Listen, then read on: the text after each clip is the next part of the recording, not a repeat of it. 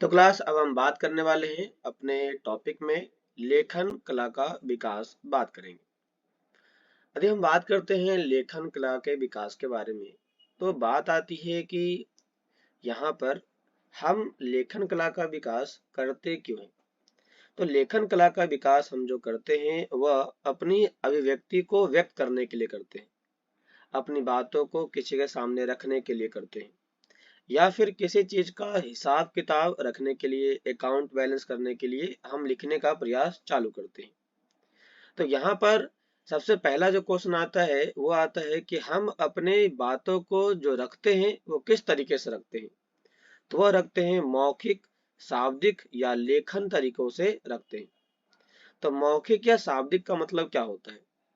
इसका मतलब होता है समाज की अपनी भाषा जिसमें उच्चारित ध्वनि अपना अर्थ प्रकट करती है। जो हम बोलते हैं और वो जो बोलने का तरीका होता है उसका अपना एक मीनिंग होता है। जब वो किसी मीनिंग को रिप्रेजेंट करती है तो इसी को हम यहाँ पर मौखिक या शाब्दिक भाव अभिव्यक्ति के नाम से पुकारते हैं।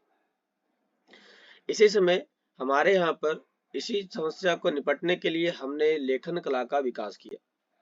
कहता है मेसोपोटामिया में प्राप्त होने वाली पहली बार मेसोपोटामिया में जो पट्टिका पाई गई, इसकी जानकारी लगभग 3200 साल ईसा पूर्व की पाई जाती। 3200 साल ईसा पूर्व की हमें देखने को मिल जाती। इसमें कहता भी है जिस पर चिन्ह, चित्र और संख्याएं पाई जाती। मतलब पहली बार जब यहाँ पर पट्टिका पाई गई तो वो पट्टिका के ऊपर 3 प्रकार के चीजें हमें देखने को मिल जाती।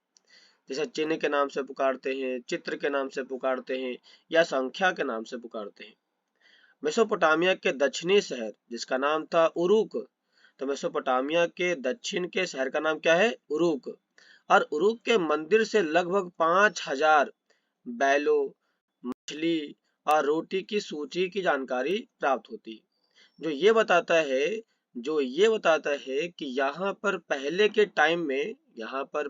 टाइम में बड़ी मात्रा में बैलों का इस्तेमाल हुआ होगा, मछली का प्रयोग किया गया होगा और रोटियों का इस्तेमाल किया गया होगा। और ये जानकारी हमें वहां पर पाई गई पहली पट्टिका से मिल जाती है। तो कहता है उरुक में इसका उपयोग जो है वह सामान्यतः लेन देन को अस्थायी रूप से लिखने के लिए किया गया। तो ये आपका एमसीक्यू में आया हुआ है कि मेसोपोटामिया के अंदर लेखन कला का विकास क्यों किया गया। तो लेन देन को अस्थायी रूप देने के लिए किया गया।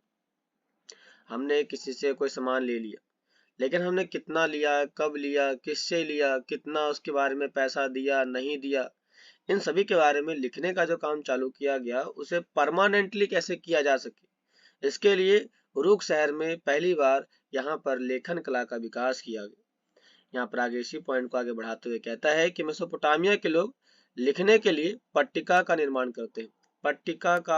करते हैं और इसके लिए सबसे पहले चिकनी मिट्टी को गीला करते हैं, गूंथते हैं, थपथपाते हैं और पट्टिका का रूप देकर के सतह को चिकना कर लेते हैं और सरकंडे की तिल्ली की नोक से कीलाकार चिन्ह बना करके तैयार करते हैं। और ये आपका क्वेश्चन 2 मार्क्स का आया हुआ है। ये आपका क्वेश्चन जो है वह 2 मार्क का सपोर्ट मटेरियल में आपसे क्वेश्चन पूछा गया है कि मेसोपोटामिया में पट्टिका का निर्माण किस प्रकार से किया गया है। लेखन कला के पट्टिका का निर्माण किस प्रकार से किया गया है।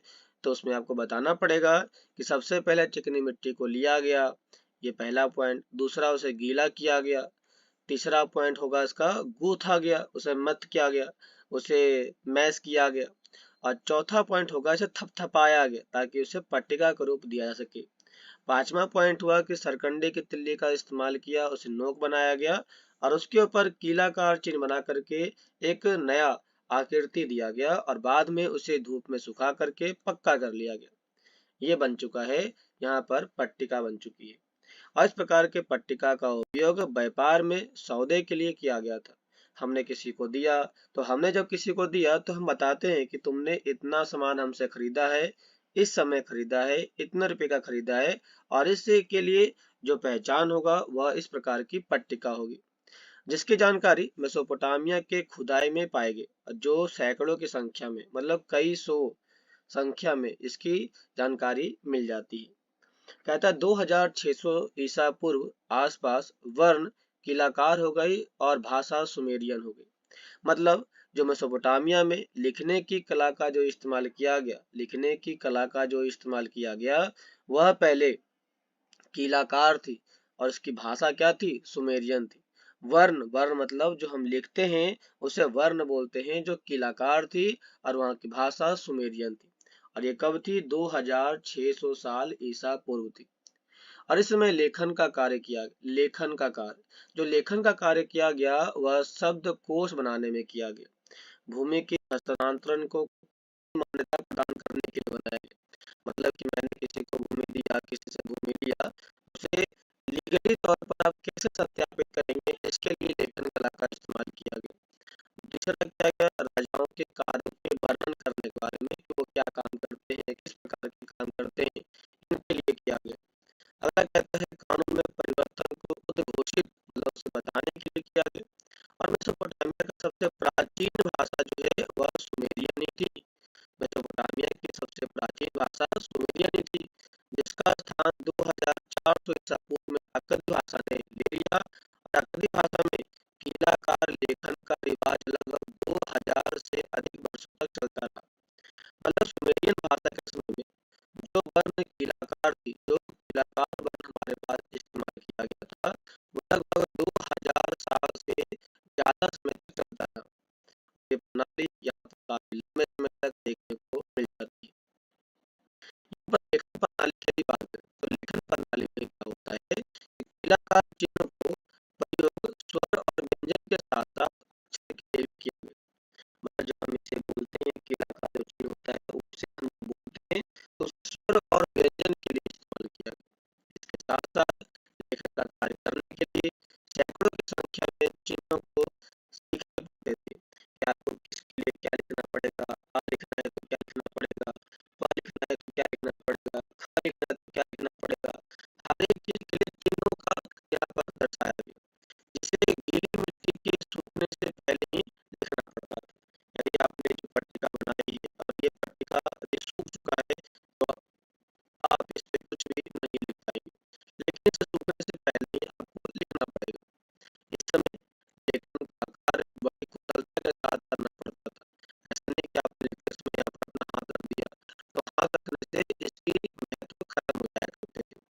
इसके लिए ध्यान देना पड़ता था कि आप जो लिख रहे हैं उसके लिखने के लिए आपके पास कितना कुशलता है, कितनी स्किल है, ये होना बहुत जरूरी है।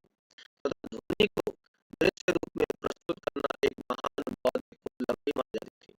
ध्वनि को दृश्य रूप में मैंने जो बोला है उसे आप यहाँ पे लिखोगे, और इस समय जो यहाँ पे हमारे तरफ बोलेगा जो कुछ दिया करता था वह इस समय उस व्यक्ति के पास सबसे ज्यादा ज्ञान माना जाता था। ये माना गया कि वो काफी ज्यादा पढ़ा लिखा है, सुसंगीत है और उसे ज्यादा अच्छे तरीके से सुमेरियन और अकदी भाषा का इस्तेमाल करने आता है और कीलाकार वर्ण का इस्तेमाल करने उसे आता है। एक प्रकार से हमारा टॉपिक खत्म होता है। हम इस टॉपिक में बात किए कि किस प्रकार से कीलाकार पट्टिका का निर्माण किया गया, कहाँ किया गया, कब किया गया, किस भाषा में किया गया, किस वर्ण के साथ किया